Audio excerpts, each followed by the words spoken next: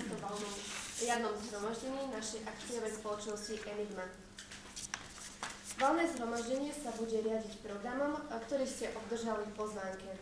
Dovoľte, aby som vám predstavila našich vrcholových manažérov. Volám sa Ľubica Birošová a som riaditeľka marketingu. Generálna riaditeľka Mária Sudimaková. Riaditeľka výroby Vladimíra Compľová. A finančná riaditeľka Michaela Kostová. Odozdávam slovo generálnej riaditeľke. Dobrý deň. Dovoľte mi, aby som vás oboznámila so zhrňujúcou správou. Takže podnik sme prebrali po 10-ročnej existencii v katastrofálnom stave a preto sme sa rozhodli prijať opatrenia pre zlepšenie stavu firmy s cieľom zvýšiť efektívnosť výroby, zvýšiť kvalitu a povedomie o našom podniku doma i v zahraničí. Naše ciele, odbyt, takže všetky naše ciele sa orientujú na zvýšenie odbytu v Tuzemsku i v zahraničí a taktiež o zvýšenie povedomia o kvalite, originalite našich výrobkov a samozrejme na dosiahnutie zisku. Naším cieľom je, aby sme na trhu rozšírili sortiment produkcie o modné doplnky, a to hodinky, opasky a šatky. Cena. Produkcia našich výrobkov je zameraná na kvalitu a k tomu je prispôsobená aj naša cenová politika. Podpora predaja. Naša reklama vyzdvihuje meno nášho podniku, rozmanitosť, funkčnosť a originálnosť našich výrobkov. Do reklamy sme investovali a budeme investovať dostatočné množstvo finančných prostriedkov. Distribúcia.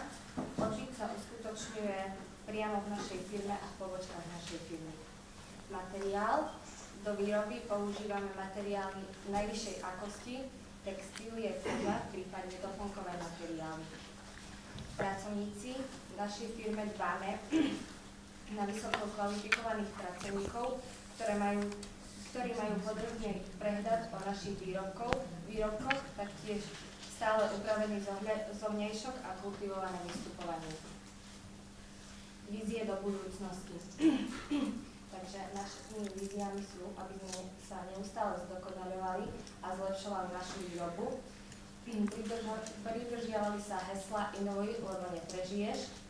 Neustále sledovanie modných trendov, sledovanie konkurencie a hlavne orientácia na zákazníka. Investovanie do zariadení ochrany životného prostredia. Podpora charitatívnych činností.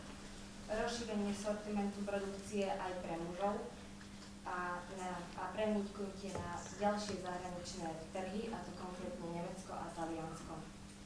Takže o podrobnejšom stave našej firmy na jednotlivých úsekoch vás oboznámia riaditeľia jednotlivých úsekov. Takže ponechám slovo našej riaditeľke výroby Vladimíre Compľovej. Ďakujem za slovo. Dobrý deň, volám sa Vladimíra Compľová a oboznámim vás s našou výrobou a poskytnem vám informácie o našich zamestnancoch. Náš objem výroby v 14. roku podnikania sa v porovnaní s 10. rokom podnikania zvýšil z 360 000 kusov na 380 000 kusov výrobkov. Prešli sme tiež z výroby výrobkov strednej kvality na výrobu výrobkov vysokej kvality. Počet vyrobených výrobkov ovplyvnil našu kapacitu strojov, to znamená, že k dnešnému dňu vlastníme 13 nových strojov, ktorých priemerná výrobná kapacita na jeden stroj je 30 000 kusov. Investovali sme tiež do špeciálnych zariadení, a to v hodnote 200 000 eur. Pri preberaní firmy sme vlastnili 3 výrobné haly, no nakoľko sme počas podnikania investovali do nových, kvalitnejších strojov, predali sme jednu výrobnú halu. Produktivita práce na jedného pracovníka je 9744 kusov. V jednotlivých rokoch podnikania sa zmenil aj stav zamestnancov. V 10. roku podnikania sme zamestnávali 120 výrobných pracovníkov, 6 tuzemských pracovníkov a 48 ostatných pracovníkov. Nakoľko došlo k prepúšťaniu, naša firma zamestnáva k dnešnému dňu 39 výrobných pracovníkov, 6 tuzemských zástupcov, 26 ostatných pracovníkov. A keďže sme rozšírili predaj aj o zahraničie, zamestnávame jedného zahraničného zástupcu. Ročná hrubá mzda výrobných pracovníkov je 65 000 eur, hrubá mzda tuzemských zástupcov je 67 000 eur, na zahraničného zástupcu pripadá ročná hrubá mzda na 56 000 eur a mzda ostatných pracovníkov je 94 000 eur ročne. Aby sme zvýšili kvalitu našich výrobkov, investovali sme taktiež do vzdelávania zamestnancov, a to vo výške 121 000 eur za 14 rok podnikania. A ďakujem za pozornosť a oddávam slovo Lubici Ďurčovi. Ďakujem za slovo.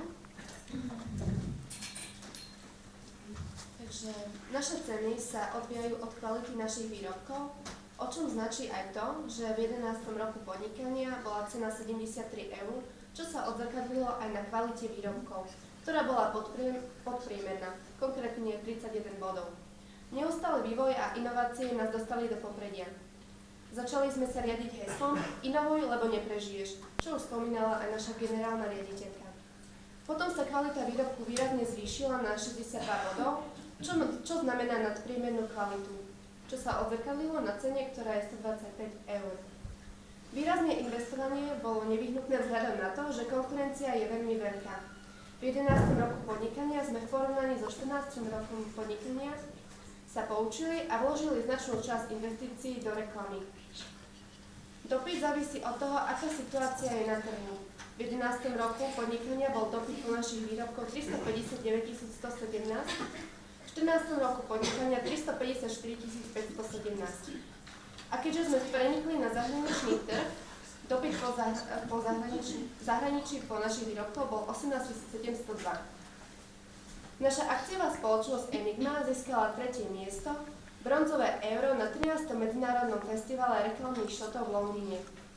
Zúčastnili sme sa na diváckej súťaži o najlepší výrobok a získali sme chválitevné 2. miesto.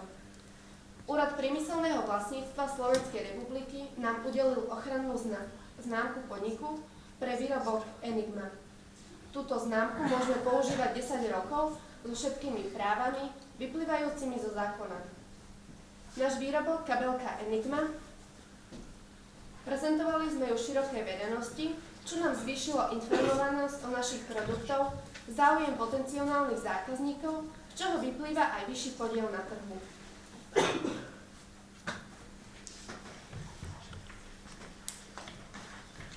Naša firma každoročne vydáva katalóg, v ktorom je široký sortiment kabeliek a módnych doplnkov. Z módnych doplnkov máme momentálne v ponuke hodinky, opasky a dámske šatky. Bližšie informácie si môžete pozrieť v katalógu, ktorý máte práve možnosť vidieť. Na konci katalógu môžete nájsť objednávku. Samozrejme, že katalóg s našou ponukou a rôznymi zľavami si môžete nájsť aj na webe na našej internetovej stránke www.enigma.sk, kde si môžete objednať naše výrobky pohodlne a rýchlo. Výrobky si môžete zakúpiť aj priamo v našej spoločnosti, ktorá sídli v Bardejove na ulici Hviezdoslavova 13, ale aj v obchodných domoch ako Max Prešov, Banská Bystrica, Hypernova Bratislava, Žilina a Košice Optima. Naším cieľom bolo dostať sa a preraziť na zahraničné trhy, čo spomínala aj naša generálna riaditeľka. Tento cieľ sme splnili v 14. roku nášho podnikania a prenikli sme na zahraničný trh, konkrétne rakúsky, a našu pobočku máme vo Viedni.